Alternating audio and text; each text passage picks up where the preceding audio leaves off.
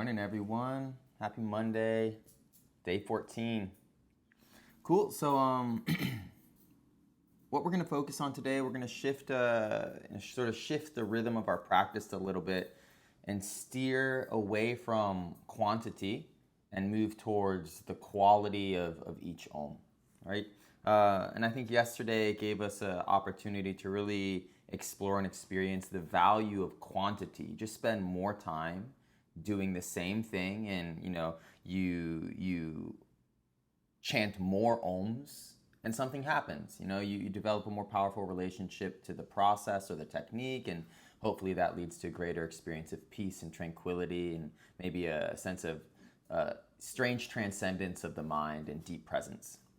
But now we're going to shift gears and experiment with quality, as I stated.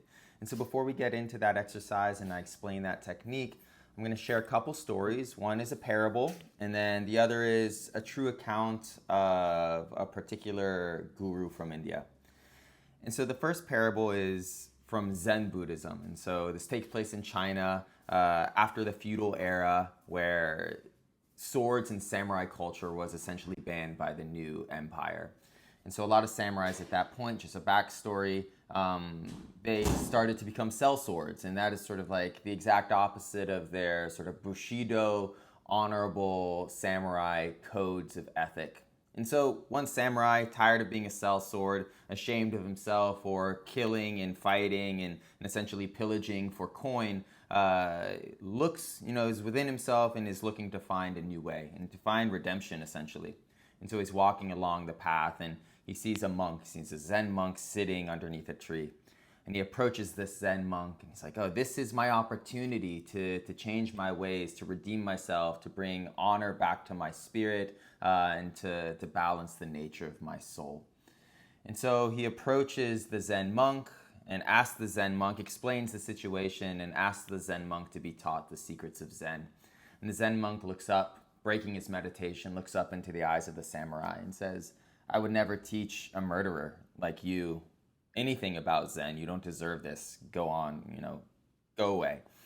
And the samurai unsheaths his sword and lifts his sword over his head, about to sort of slaughter the Zen monk who refused him. And the Zen monk opens his eyes and says, this is hell. And then the samurai realizes, his rage, his fury, he's about to kill a holy man because he refused him Zen, drops his sword, falls to his knees, and starts weeping. And the Zen monk, again, staring at this sort of weeping man, says, and this is heaven. And this is sort of the story. It's the understanding. Zen is achieved through the understanding of both heaven and hell. And when we can embrace both and feel them both, we realize that it is the nature of life, the highs and the lows, and the experiencing of both that really enables us to find a middle ground. And so from there, the Zen monk, he sort of tests the samurai, takes him as a student, and teaches him Zen. And so the hidden character, the hidden quality within this story, often we focus on the samurai and his weeping and his murderous rage. And the Zen monk represents, of course, the attitude or the disposition of the meditator. That when we are meditating, we are neither the samurai lifting the sword or the samurai weeping in shame or in empathy. We open into this sort of clear stated mind. And so that's one story, really fixating on emotion. And the second story is from Krishna Das, who's a famous sort of Bhakti Kirtan singer, and he's explaining an encounter with his guru, Neem Karoli Baba, who is also the guru of Ram Das, right? The famous Ram Das. And so they're at the hermitage with Neem Karoli Baba. Neem Karoli Baba was in a sort of notoriously tricky teacher. He never spoke of philosophy. He never spoke of technique. When he was around his students, they only talked about family and life and very ordinary things. And when new students would come seeking Atman and seeking soul and seeking divinity and seeking Purusha and Prakriti, he would sort of send them to the back of the room, where a lot of the American and Westerners are. We tend to seek the extraordinary because it's such a sort of counterbalance to our way of life. And so he sends them into the back of the room, and he tells one of them in particular, a new student, a new seeker, meditate like Christ did. and go in the back of the room, and I will continue talking about family and love and life with everyone else. And then finally, towards the end of the discussion, Neem Karoli makes his way back to sort of these seekers, and they ask him, Guruji, what did Christ meditate like? You tell us to meditate like Christ, but we don't know what that means. And all of a sudden, a wave of deep stillness washes over the man. And in about 2 minutes, 2 tears come rolling down his cheeks. And so the idea here is that there is an emotional content, an emotional power that is cultivated through a quality practice.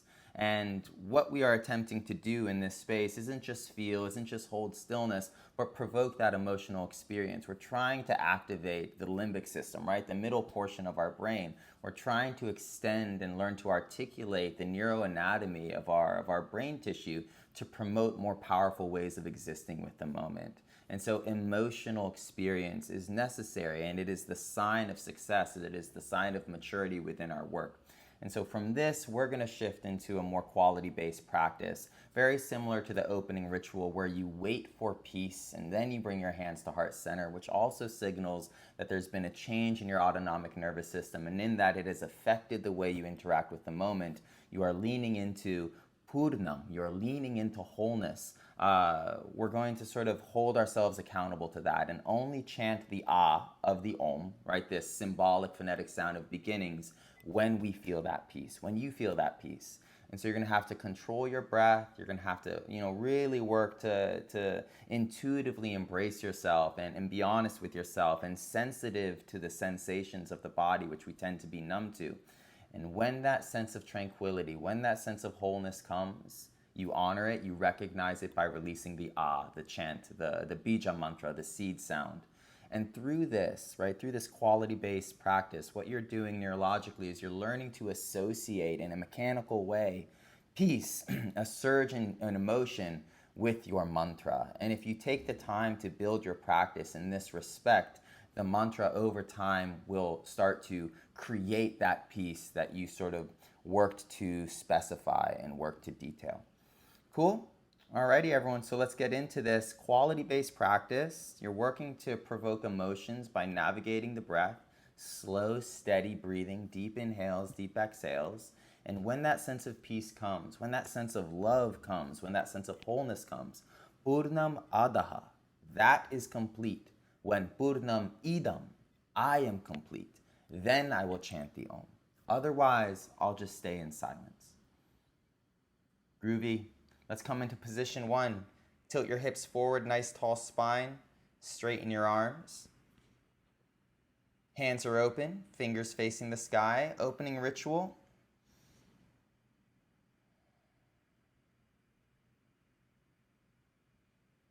And so here, if we look to the first parable of this wandering samurai seeking salvation, there's 3 characters, or 3 key images. The samurai with the lifted sword, the samurai weeping, seeing his true form, his true nature, savage and imbalanced, or the monk. Which one are you? Who is sitting down this morning?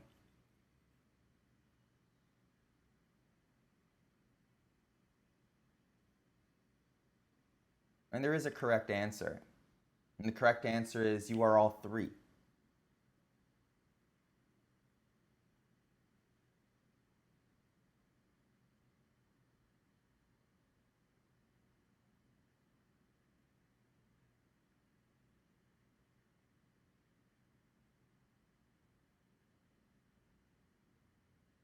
And back to the myth of the Buddha.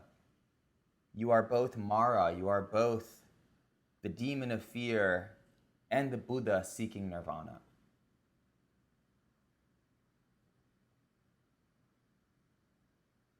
And that great sense of love, that great sense of completion is when we renounce our fixation with one aspect of ourselves or the other and really embrace all of them.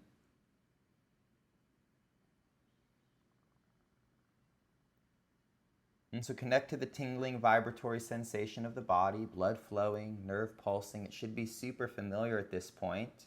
Bring a random finger to each thumb, and as the fingers close onto the thumbs, the imagery of the temple door shutting. Your practice is formally begun.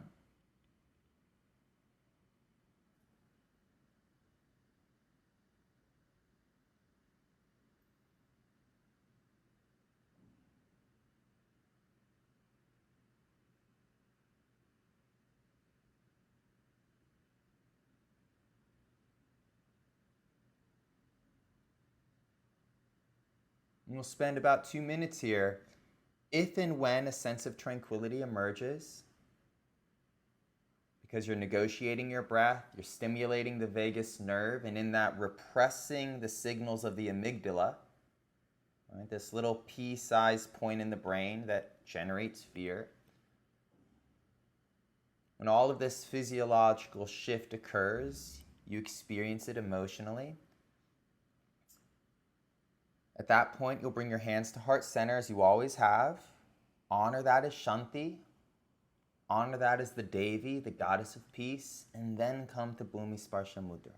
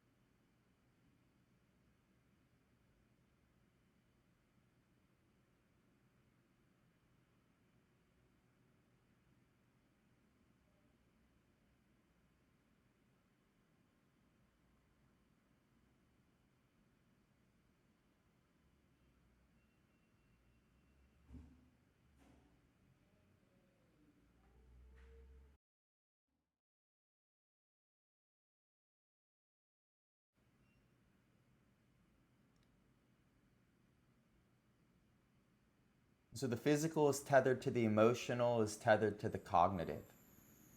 And today's practice will be deeply, deeply physical. Every breath in comes with a surge of wakefulness. Every breath out comes with a sense of tranquility. And so you have to feed into that and intuitively work with it to build the momentum of that peace. And at a certain point, your cup will be full and peace will overflow.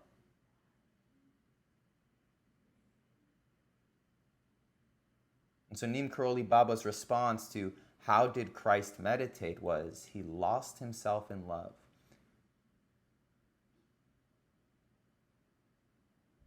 And Neem Karoli Baba, in that moment where tears were dripping down his eyes, provoked by himself, he essentially was expressing that at the whim of a thought, you can lose yourself in love. You can lose yourself in Shanti. And to the yogis, see the world as it truly is. No longer the samurai in rage, no longer the samurai weeping in shame,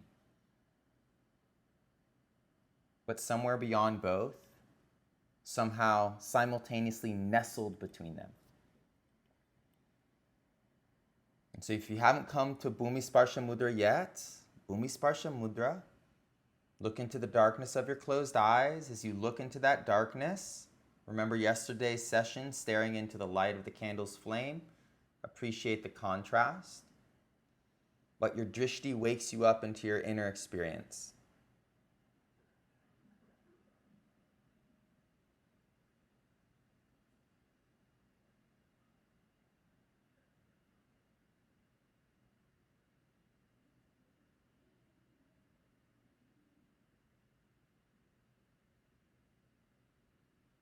And so when that sense of peace comes, if it comes, chant the ah sound of the om.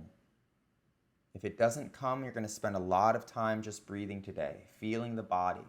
But whether you're chanting or just breathing, notice that vibrational experience, right? Pashyanti nad, is always there. That the om, the vibration in the chest, the vibration that permeates all moments, is always there.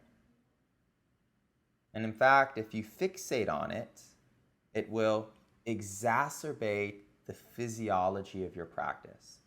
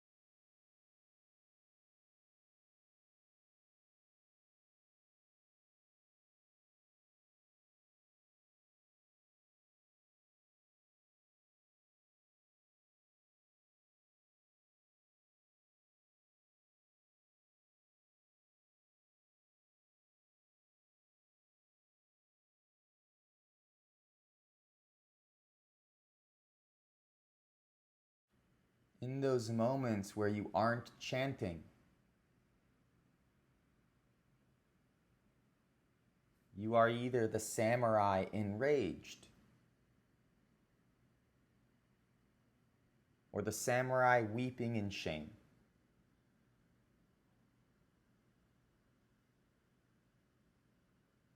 You're either holding back your love or rejecting the glory of the moment.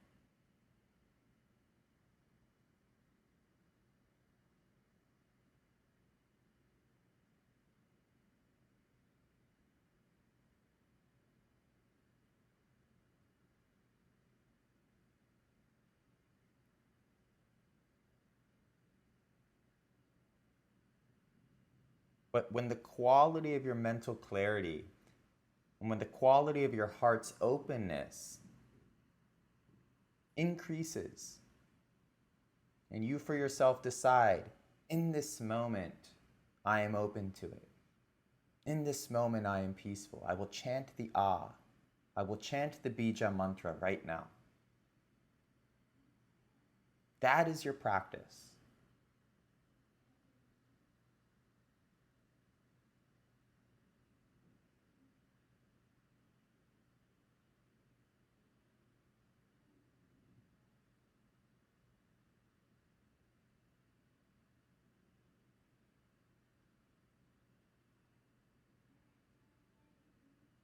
And in that moment, you are complete.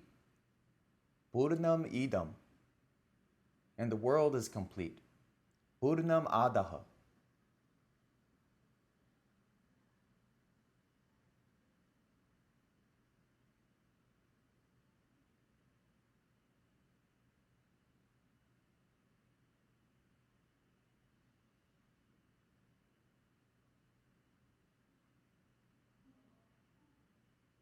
And the yogis and the mystics and the great wisdom traditions of the past lived for that experience.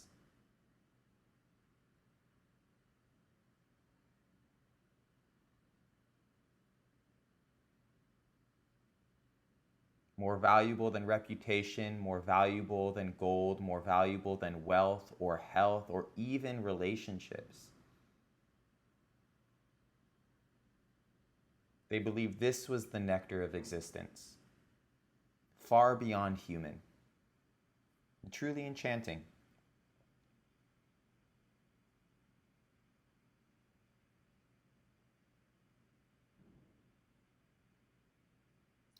And so now let's all shift from quality to quantity. Both have their value. Chant the Om with every exhale. And within every utterance of the mantra, attempt to recreate that sense of peace. Lose yourself in love, as Neem Karoli Baba said. Embrace both the samurai that is enraged and the samurai that is ashamed. Embrace the middle path of the Buddha.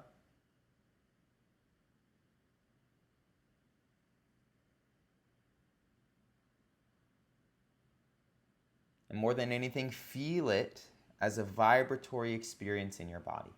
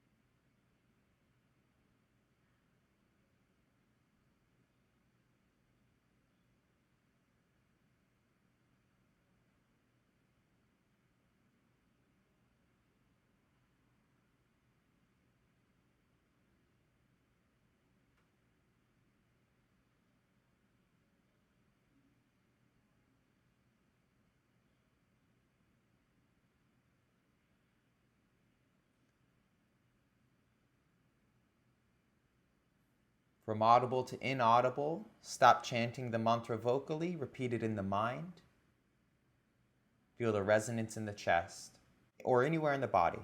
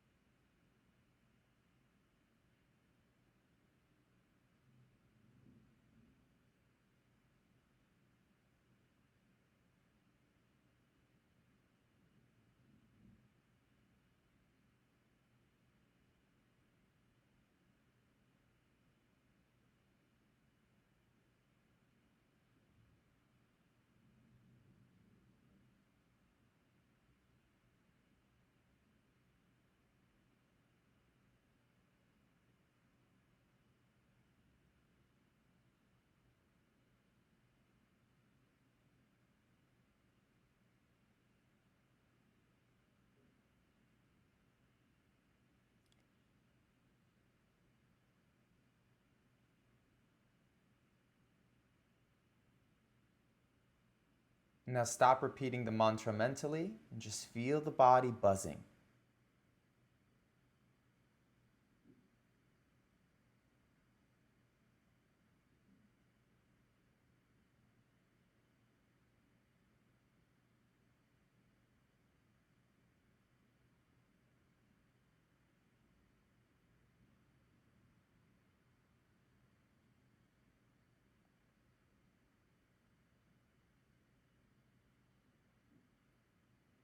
And in the hum of your silence, appreciate the inclusivity of your mind, right? The boundlessness of your mind. I am the samurai, both weeping and enraged. I am both peace and stress. I am Mara, the expression of fear, and the Buddha looking for nirvana. I am focused and distracted, connected and disconnected, internal and external. And it is all contained within the hum of my nervous system and in the buzz of the Om. It's that inclusivity that really allows us to connect to these ideas.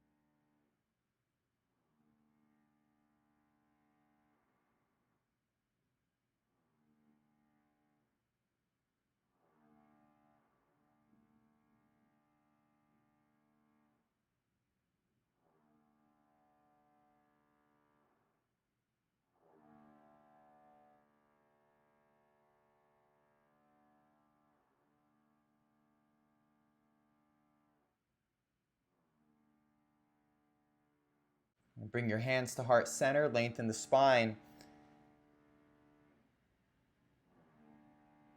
So we have the concepts and the parables and the morals of these stories, but what's going on physiologically? By chanting, you activate the vagus nerve. And in that, your body releases endorphins into the tissues. And so that's the body high. As the vagus nerve becomes stronger and stronger, this is called vagal tone, and the signal becomes more profound within the moment. The amygdala, responsible for fear, is suppressed. Its signals are suppressed. And so in that, we are willing and more tolerant of the moment we have, of the person we are, and of the ideas shared. chanting and the hum also forces more oxygen into the tissues, and that's your wakefulness. And so there's this physiological, biological experience that is inseparable from the ideas, and in fact, the ideas themselves.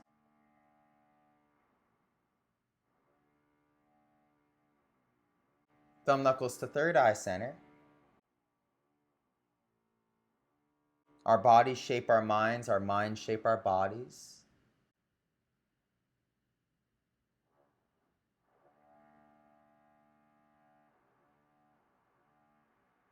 With an exhale, release your wrists to your knees, position 1. And so the great theme of this session today is quality. Your Om is not just a song, not just a chant, but a capacity to alter your physiology by learning to become more sensitive to the signals of the vagus nerve, the experience of a suppressed amygdala, the sensation of oxygenation. And the more we associate that mechanically, in time, our Om starts to generate it spontaneously. With the breath in, open your eyes. The trance of your practice dissolves.